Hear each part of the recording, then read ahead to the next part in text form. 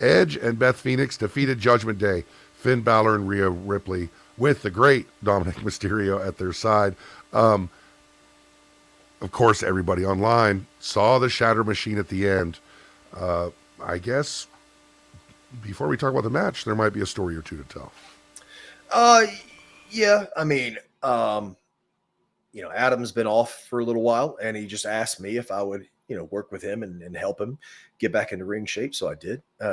Those two are Hall of Fame talent, and I am just lucky that they respect me and Cash enough that they wanted to pay homage to us using that move. Uh, but it was, I don't want to give the wrong impression to fans when I say this, especially with our contracts coming up in April.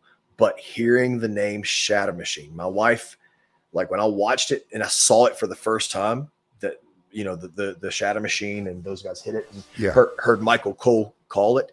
Like I was watching on my phone and I rewound it and I watched it and I rewound it. My wife just started filming me, and I said on the film, I didn't know she was filming me, but I said to her, I said, "Ah, man, I'm so emotional right now." And she said, "Why are you so emotional?" I said, "Because." She said, because they did your finishing move. And I said, well, yeah, that's very respectful. I said, but I'm more emotional that they called it the Shatter Machine, because that's the name that I came up with, and it just was emotional to me that we have made a little small impact on the business that I have loved and cherished and admired for my whole existence, right? And we've made this little bit of impact where we came up with a move, we named a move, and they're still calling it that move. That's to me is so humbling, dude. Like anyway, we are watching it and hearing it still called the Shadow Machine really uh, made me feel. It made me feel, and I'm very lucky that those guys respect us enough to do it. I'm lucky also that that company respects us enough to still call it that, because they could have called it whatever they wanted to. Dude. Sure. They could have called it an assisted code breaker or assisted lung blower, or they could have made up a name and called it the uh, Edge and Phoenix or something. I don't know. They could have done whatever they wanted to, but instead they called it the name that I came up with, and that's beautiful to me. And it seemed like Michael Cole had the Iggy that that move was coming, because he said Shatter Machine like it was their finisher. It was Yeah, cool. yeah.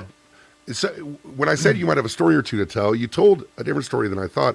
I was going to ask, if you had conversations with them about using the Shatter Machine, but what you said is you got in the ring with Adam Copeland, Edge, to maybe within the last few months to help him get ready. Yeah, because he has been off, filming some things, and he just wanted to get back in the ring, and he knew that if he got in the ring with me, I wouldn't just take it easy on him. And so he and I met and got in the ring together, talked and hung out. I mean, we're very very close friends. I consider them family, and I think they would consider me family as well. Our kids love each other.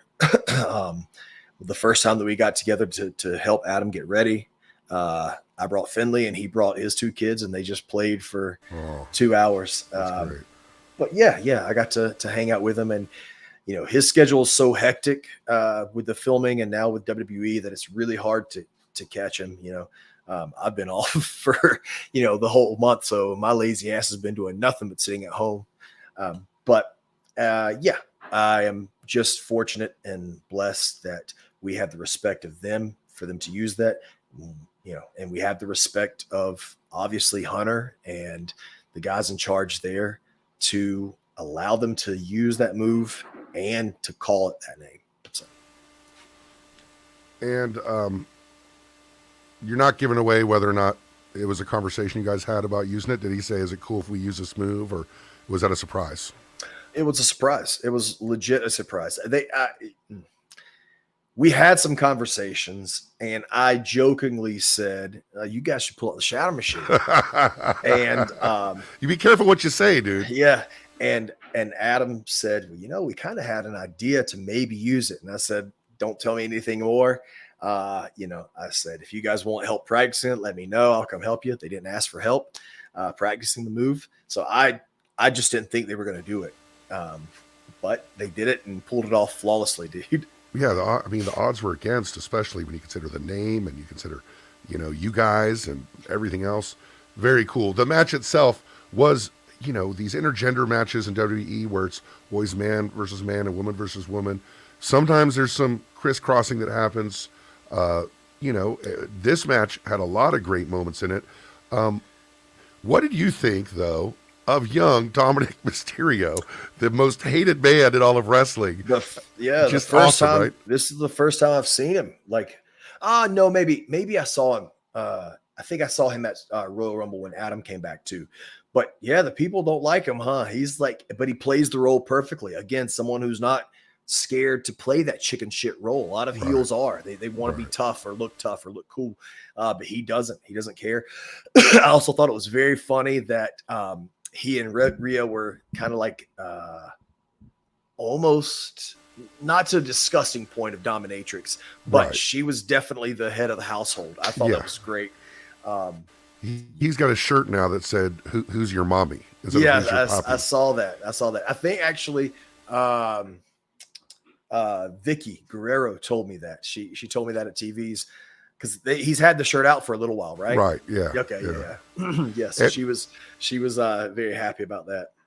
And the recent story with Dominic is that he and Rhea were they kind of invaded Ray's house during a Christmas gathering, and Dominic spent two hours inside of jail, and he came out hard with like a teardrop.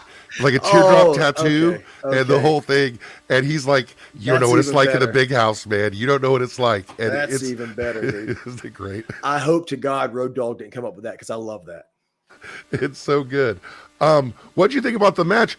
There was another thing in there that totally reminded me of Dax Harwood and FTR. There was the reaching the hand out. That's FTR. Like to me, for sure. But it was Rhea and Finn Balor who were doing it. Yeah, it was just like the it was a callback to DIY, the DIY match. Right. And if I'm being frank with you, and I hope they don't get mad at me for telling this, but Adam told me that he and Beth had watched the 2 out of 3 falls match from Toronto with DIY. They had also watched the NXT Dallas match with Jason Jordan and Chad Gable to study for this coming up match. But yeah, it was a callback. The same thing. Ferg was going to tap, and Rhea grabbed the hand and said, "Don't you tap? Don't you tap?" That's exactly what I did to Dan. And then I was like, "Fuck it." We tapped out together. If we're going to lose, we're going to lose together. So I thought it was great. Again, surprise. I had no idea that was coming either. So that was really cool. Overall, what did you think of the match? I thought it was great. Yeah. I'm sorry. You've asked like 3 times, and I've yet to answer that question. I thought the match was a lot of fun. I think that Rhea is still a little green. I still think she has a little in-ring growth to go for a television wrestling company. But I thought that Beth did an incredible job carrying her, especially considering Beth has been off for quite a while, But I thought that Beth did a great job. I sent Beth a text today and said, if you wanted to come back full-time right now, you could do it because you're that good. Both those girls, though, their strikes were great. They had the snap to their strikes. I thought that was awesome.